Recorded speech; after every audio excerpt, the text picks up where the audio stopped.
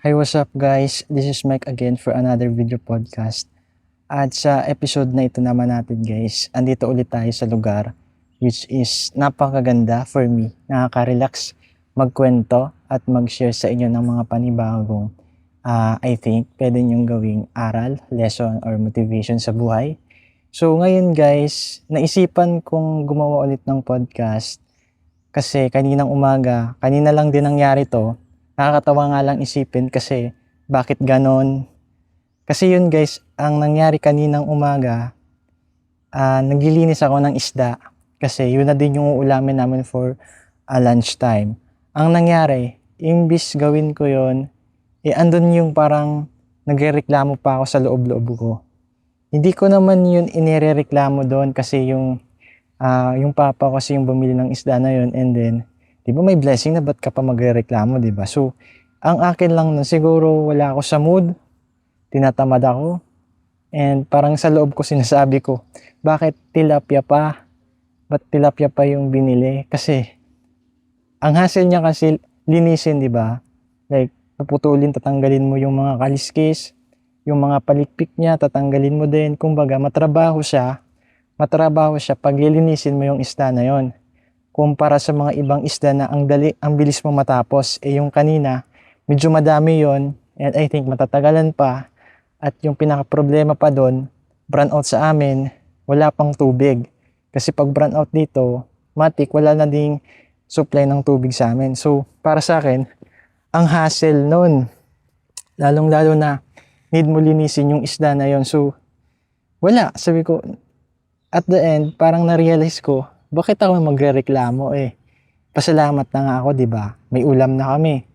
Kumbagang sarap naman ng tilapia na yon. Pag naluto na yun, masarap na yon. And bakit pa ako nagrereklamo? Same lang naman yan na isda din naman yan. Masarap kainin pag naluto na. So parang ang gusto ko lang linawin dito sa podcast na to guys, na minsan hate din kayo, nakaka-relate din kayo dito. Alam ko nakaka-relate din kayo dito. Minsan may mga bagay na meron tayo ngayon which is hawak na natin, nilalasap na natin yung kaginhawaan na wala sa iba which is meron tayo ngayon. Pero ang nangyayari, nagde-demand pa tayo. Ibig sabihin, nagrereklamo pa tayo ng mga bagay na meron naman tayo ngayon. 'Di ba? Kumpara mo sa mga ibang tao na walang-wala, pero hindi nilang magawang magmaktol, hindi nilang magawang magreklamo. 'Di ba? 'Di ba? Parang kumbaga, yun yung naging problema sa akin kanina and then pero tinanggap ko naman yun, kumbaga, andun yung part na oo nga, sobra-sobra naman siguro yung pagrereklamo ko sa buhay. Pasalamat na nga ako, 'di ba? May blessing na ba't pa magrereklamo? Yun din yung nangyayari guys sa ating lahat. Kahit ano pa yan, even hindi man yan isda, tulad ko yung ginawa ko kanina. Maybe sa ibang bagay yon, sa trabaho, sa opportunity, kung anong mang bagay yon, at dumarating tayo sa point, nagkakaroon ng tendency na nagrereklamo pa rin talaga tayo. Even na okay naman yun, sapat naman yun, enough naman yun, pero nagrereklamo pa talaga tayo. Yun yung parang ang sa akin is nakakalungkot bilang isang tao.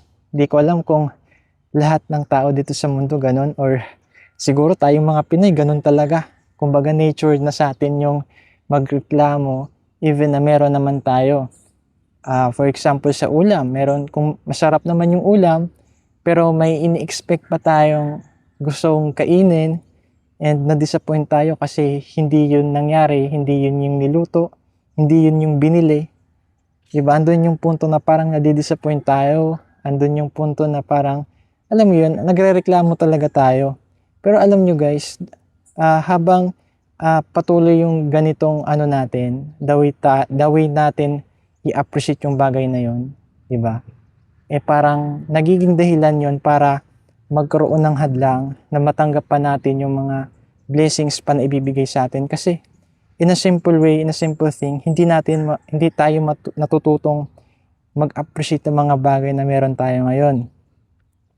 And nakakalungkot yun kay Lord at sa mga taong nagbigay sa atin yung bagay na yun. Kung galing yun sa ibang tao, and paano, di ba, what if may binigay sa'yo yung isang tao? Gift man yan, appliances man yan, or ano pa man yan, and then parang imbis magpasalamat tayo, ang nangyayari ay, alam mo na, nagrereklamo na, bakit naman ito yung binili mo? May marami namang ganitong bagay na, alam mo, mas makakatipid pa, na mas, alam mo yun, mas affordable pa, or parang nag-expect pa tayo ng mas mataas pa na specs, gaya sa phone. Bakit nag-Android ka pa, di ba? Ba't ito yung binili mo pang Android? Eh, pwede naman ganito na lang yung binili mo, di ba? Ganun yung nangyayari. And, ang akin lang doon, para sa akin lang, yung perspective ko nun, kapag ganun, patuloy yung ganung mindset natin, ganun yung the way natin tanggapin yung isang bagay na yun, na may kasamang negativity, imbis i-appreciate natin yun ng positively, parang, alam mo yun, parang nakakabwisit, nakakamalas, gets nyo ba guys? Nakakamalas siya in a way na parang, alam mo yun, kung ikaw yung taong nagbigay ng bagay na yun sa sa taong mahal mo, and hindi niya yun na-appreciate, ano yung mararamdaman mo, di ba? Ganon din yung mararamdaman nung tao na yun na nagbigay din sa'yo.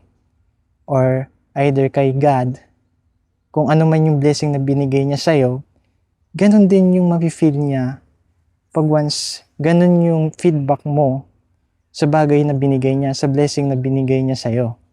So, para sa akin, kung kaya nyo naman limitahan yung ganong negative approach nyo, lalong-lalo na pag may natatanggap kayong blessing sa buhay, dapat matuto tayong, alam mo yun, maging humble, magpakumbaba. Tanggapin yung mga bagay na binigay sa atin. Or kung may bagay man tayo ngayon na okay naman, enough pa naman, sana matuto tayong i-appreciate pa rin yun. Kasi kung wala yun, 'di ba? Zero 'yun, 'di ba? Ang laking diferensya 'yon. Ang laking kumbaga malaki yung difference nun compare sa meron ka. 'Di ba? Ang mahalaga kasi may bagay ka na nagagamit ngayon, 'di ba? May bagay na may something na nagiging dahilan para ma-survive mo. Kung anong task man 'yan, kung nasa trabaho ka man, 'di ba? At ito guys, may ikikwento lang din ako sa inyo. Ayokong mag-spread ng negativity dito. I mean, ayokong i-criticize yung tao na yon based lang sa nakita ko sa online. Pero gusto ko lang i-share yung opinion ko dito. Kung nakita nyo yun guys, yung may napanood kayo na programa sa Showtime, di ko gets yung segment nila doon. Pero may nakita kasi ako doon, clip na lang siya, sa TikTok ata yung nakita ko. Yung babae, I think nanalo ata siya sa isang game show. And then, nire-reward, binibigay na yung pera. I think ang nangyayari doon is pinili niya ata yung pera compare doon sa final na bagay na dapat. Kumbaga, di ko alam kung ano yun parang style ano ba yun? Pera o ba yung parang ganun. Pero ganun guys, parang yung pagtanggap niya ng pera doon, worth 30,000 pesos, parang andun yung, hindi siya mapakali, di ba? Nag-i-expect yung host, yung kilala yung host doon, na kumbaga, ina-expect niya na magpasalamat, kumbaga, kahit mag-say ng thank you sa show na yon, and then sa kanilang lahat, yung bumubuo ng programa na yon, parang baliktad yung nangyari. Parang yung babae, yung contestant na yon, parang andun yung point na parang na-disappoint siya. Na parang nagde-demand pa siya na bakit ganito yung natanggap niya. Kumbaga, umaasa siya, nag-i-expect pa siya ng mas malaki pa dun.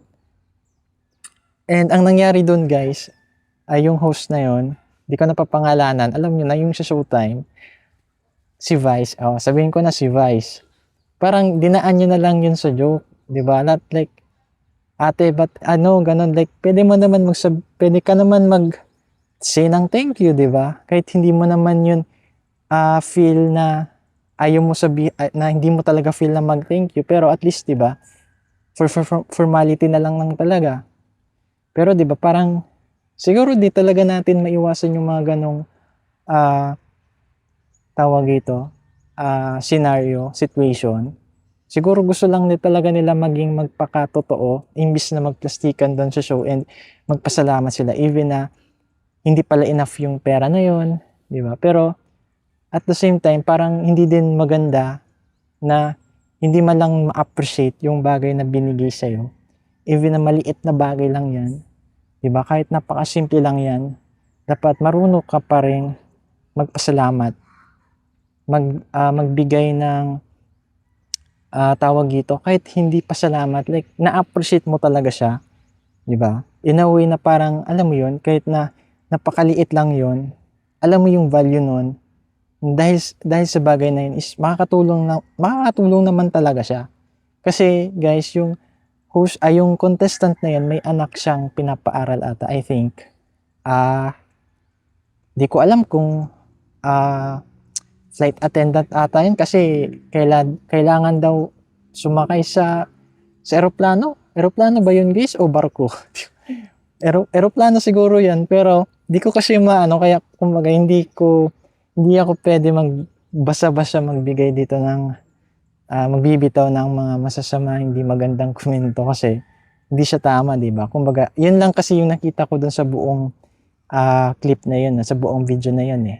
Kumbaga, hindi ko naman kilala mismo yung contestant na yun, and hindi ko alam naman yung buong flow ng programa na yun. So, siguro, ito lang is opinion ko lang naman to. Yun lang gusto ko guys iparating sa inyo, na pag may mga bagay na dumarating sa inyo, kahit maliliit man yan, na yung tingin mo is parang, kumbaga, tawag dito, nabusan ako ng salita.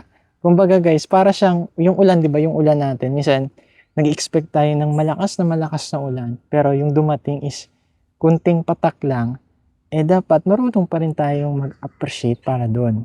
Kasi, in the first place talaga, may pagkakataon talaga na hindi sa atin binibigay ni Lord yung mga bagay na ini-expect talaga natin na dumating agad. Kasi may mga bagay na kailangan nating paghirapan pa, na kailangan pa nating paglaanan ng panahon, ng pasensya, ng pagtitiis, ng pagtsatsaga, ng pagpupursige para makamit yon, para makuha yon. Gaya yan guys sa success na hinahangad natin talaga sa araw-araw na pumapasok tayo sa trabaho, sa araw-araw na gumigising tayo. Hindi ibig sabihin nun is hindi naman masama na mag-expect ka na ma-promote ka agad sa trabaho na to, ma-regular ka agad. Pero syempre, kailangan nating dumaan sa tamang proseso. Kumbaga, ang bawat stage ng buhay natin, bawat request natin sa buhay, may mga stages yan na may mga sari-sariling proseso yan na kailangan nating pagdaanan.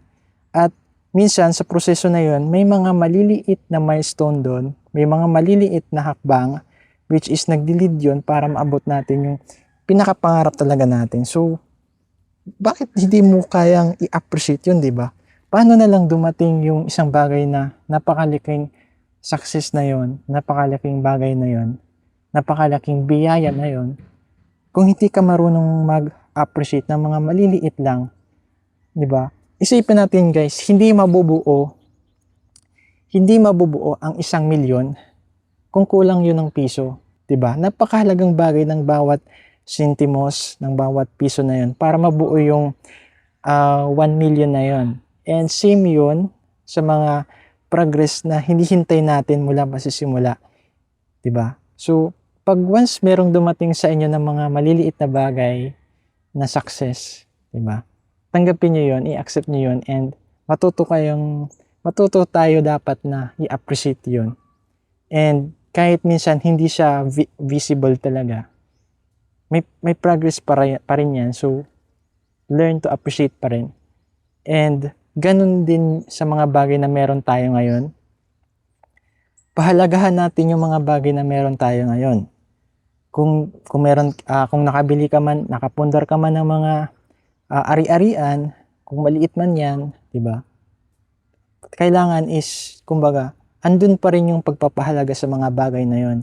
Kasi hindi yun matutumbasan kahit man sobrang mahal yung tawag ito, yung ipapalit doon. Kung hindi ka marunong mag-appreciate sa bagay na meron ka ngayon, kahit maliit yun, is parang, alam mo yun, hindi siya, para sa akin, hindi siya makatao. Kumbaga, hindi siya, para sa akin lang talaga, hindi deserve mga taong hindi marunong mag-appreciate, hindi niya deserve ng ganong kalalaking success, ng ganong kalaking blessing.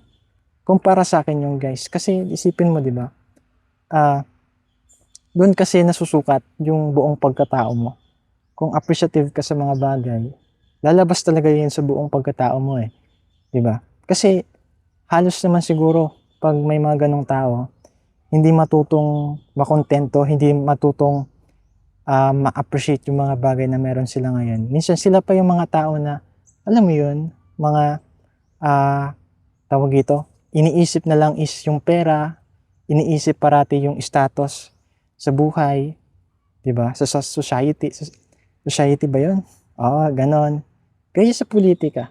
So ayoko nang pag-usapan pa yung politika. Kasi ibang usapan na 'yon, ibang aspect na 'yon, pero ayun na nga, relate naman tayo sa bagay na 'yon. So dito lang tayo, guys, sa mga bagay na meron tayo ngayon. So kayo guys, ano sa tingin niyo yung opinion nyo dito sa topic natin? Kung masama na ba kung hindi tayo marunong mag-appreciate? Kung nakakalimutan nating i-appreciate yung mga bagay na meron tayo ngayon?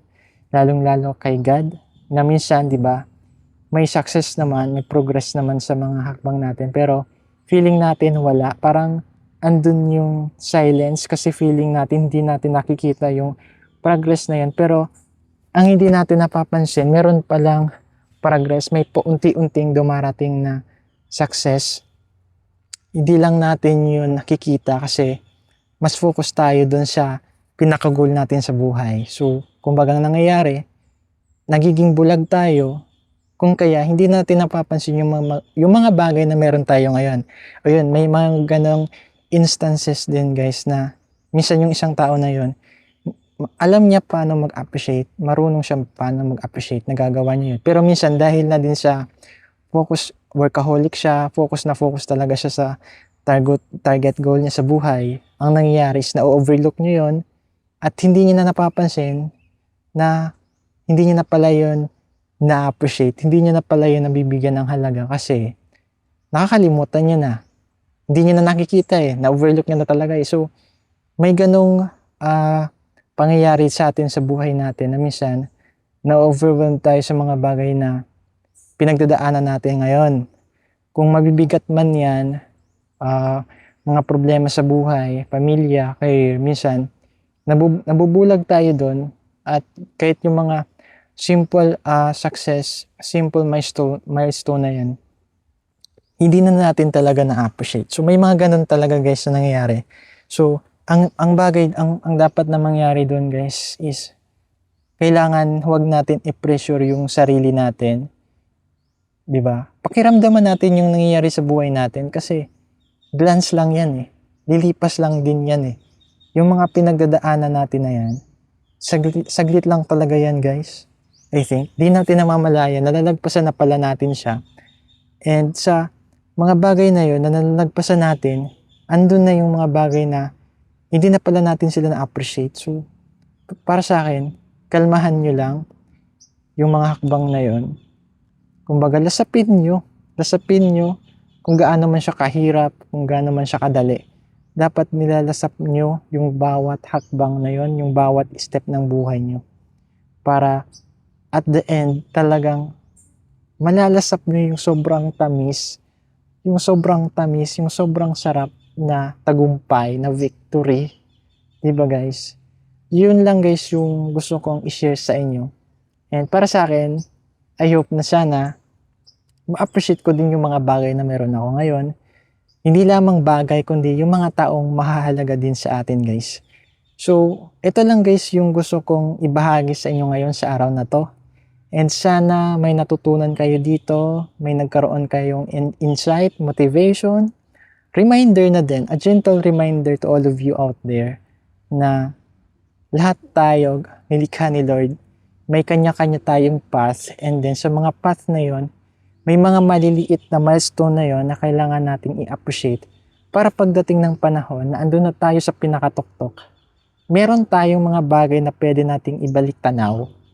Diba? Ang sarap nun, ang sarap balik-balikan yon sa mga alaala natin na wala tayong nalagpasan, wala tayong nakalimutan, na anytime pwede natin yun balikan habang nilalasap natin yung kaginhawaan ng buhay, ng tagumpay na dati nating pinaghirapan. So, ayun lamang guys yung advice ko, and sana sa araw na to, gawin nyo lang yung best na nagpapasaya sa'yo and appreciate the simple things na given na ni Lord.